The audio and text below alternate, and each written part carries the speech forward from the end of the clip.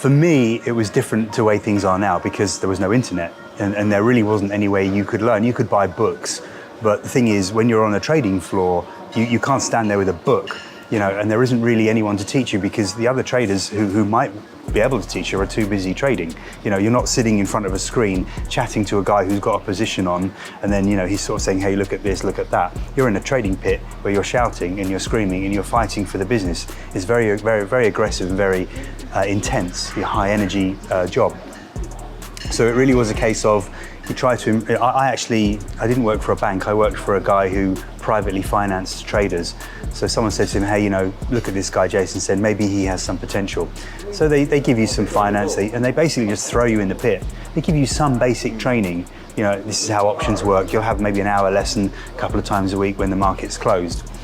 But it really is a sort of sink or swim thing. You get thrown in the pit and you try to make money. And obviously a huge percentage of people fail. And I got lucky and I made it work. I almost had to change my personality because it's such an aggressive, intense environment and that really wasn't in my personality.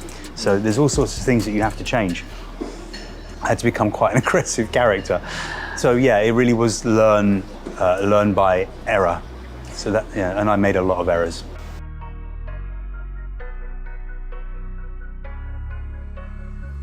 Journal all of your trades.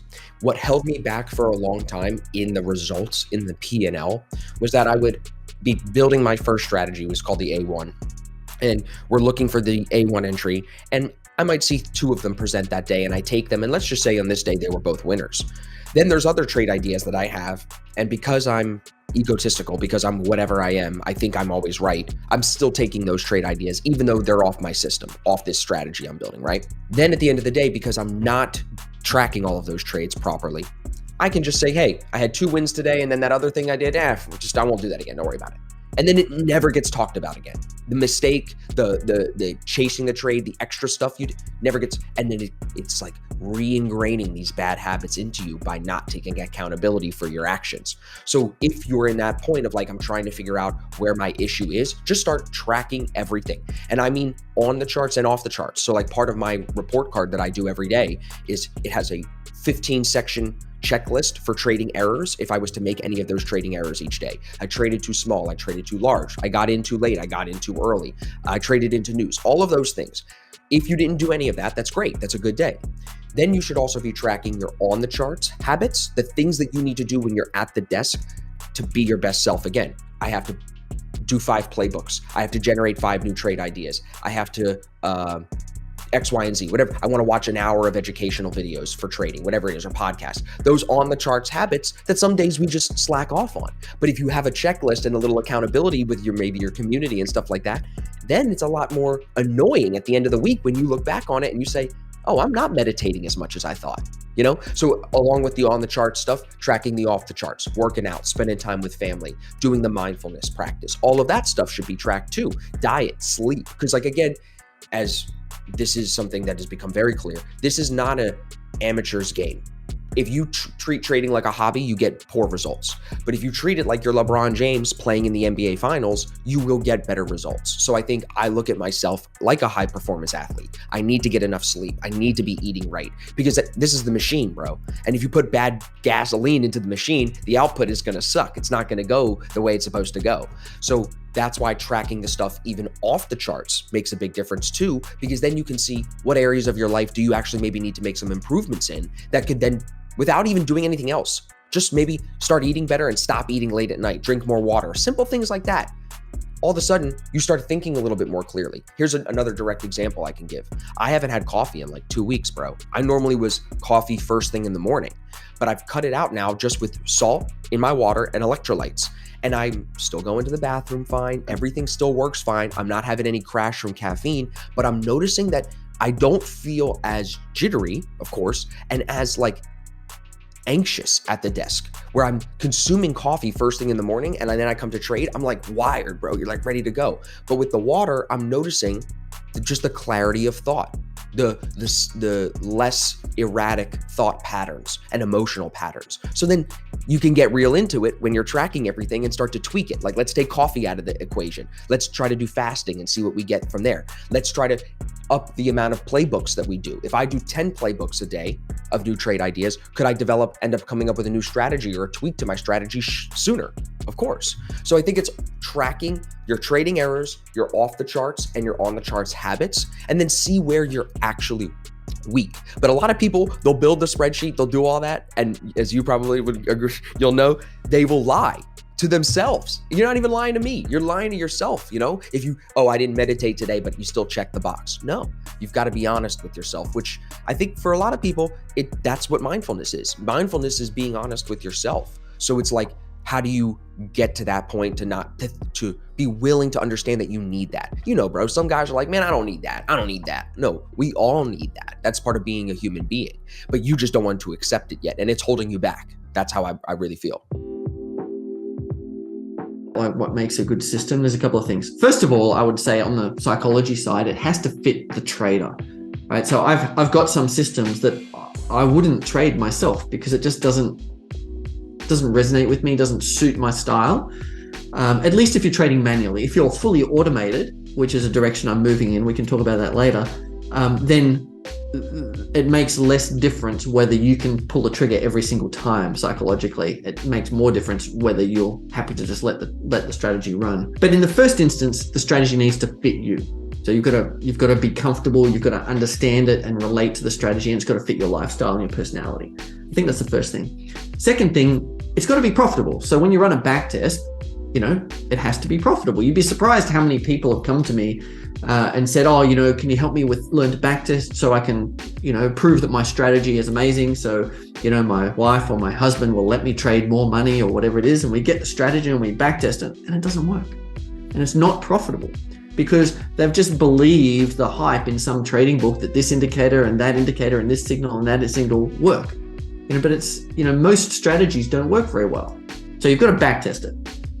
Third thing is it's got to be robust. And I love that you use that word because that's really, really important. For me, a robust strategy is one that works over a broad range of market conditions, over a broad range of parameter values, and preferably over a broad range of markets. So I won't develop a system that works on Apple stock from the 2022. I'll develop a system that works on the entire US stock market from 1990 to 2023. And it doesn't just work with a moving average of value of 200. It works with 100, 150, 200, 250, 300. It's got to work over a broad range of parameter values, over a broad range of market conditions. And if it does, and it makes money under all of those conditions, then maybe in the future, you've got a pretty good chance of making money in real time. 2% is the maximum amount. In some instruments, in some trades, we'll reduce that to 1%. And in fact, depending on market conditions, in a bullish condition, a bullish market, where you can't make any mistakes, as it were, unless you're really stupid, then 2% is great. But as markets become more fractious, then we'll cut that position back to 1%, or maybe even 0.5%. Depending on what instruments we're trading, we'll tighten that, but it never exceeds 2%. Who are the biggest losers in the market? Investors, because they believe that they can predict what's going to happen. They believe that on the basis of all their research, all of their analysis, going to golf with the managing director, all the rest of the stuff, that they've got the answer to the future. So they don't use a stop loss, they don't need to, because they believe that their analysis method gives them that protection. They can't be wrong. We don't believe that as traders. I know that I can be wrong. The really, really good thing about markets is that you can craft your job description to whatever you want to do. You should never have your job description crafted onto you by the market. And the market's very, very good at compelling people to trade because there's always something happening.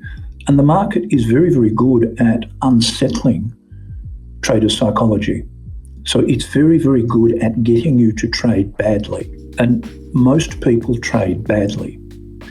And again, that comes back to a simple I think all these things drift back, if you really want to compress them down, to a lack of discipline. It is that inability to stop, to leave something alone. But it's also an inability to understand that, as you say, trading can be anything you want. You don't have to be in the market all the time. And that notion of yours that people feel that if they call themselves a trader, they have to be trading, I think is very, very true and very, very pertinent. But they don't realise that you can still be a trader by taking a handful of positions a year and just letting them go. And at the end of the year, you tally up all the money you've made and going, well, that worked somewhat rather well. But it's getting to that stage. It's convincing people of that. And the unfortunate thing about social media is that social media is simply another addiction that traders have. They're addicted to, well, let's call it trading. Look, in many ways, it's not really trading. It's what they do is gambling. But social media reinforces that. Because the unfortunate thing about social media is there's no vetting for the truth. And nothing anyone says is ever fact-checked. And I had someone on my social media feed the other day claiming they are up 150,000% since they started trading. So I got out Excel and I just put in a raft of numbers and multiplied them by 150,000%. I couldn't really see this person's name as being one of the richest people in their country or one of the richest people in the world. My guess is they were still living at home in their mother's basement. But unfortunately, people see that and they're compelled to think they need to emulate that. And they're told by people, well, if you just make 1% a day, and there's 250 trading days, in terms of a compounded return, you'll beat everybody in the world. As much as people try to be sensible and look at that, they go, yeah, I can do that. How hard could it be? It's actually really hard. And it even sort of infects LinkedIn. My LinkedIn profile is full of people talking about their equity curve. And their equity curve has no drawdown. It literally starts here and it goes up like that. And it's a straight line, which is fundamentally impossible. So they put up these fake equity curves with fake test results. And you sit there and think, yeah, look, I know it's nonsense, but someone out there won't. And they'll believe it, and they'll either give you money or they'll buy your magic system or they'll try and emulate it, or it sets up an unrealistic expectation. All businesses, trading's business, have periods where they go wrong. I'm in drawdown at present, but I accept it as part of the natural order of things. It's like owning a restaurant. Not every month owning a restaurant is a winner. You'll have slow months. You'll have months where you lose money. You'll have months where you make a lot of money. All businesses are the same.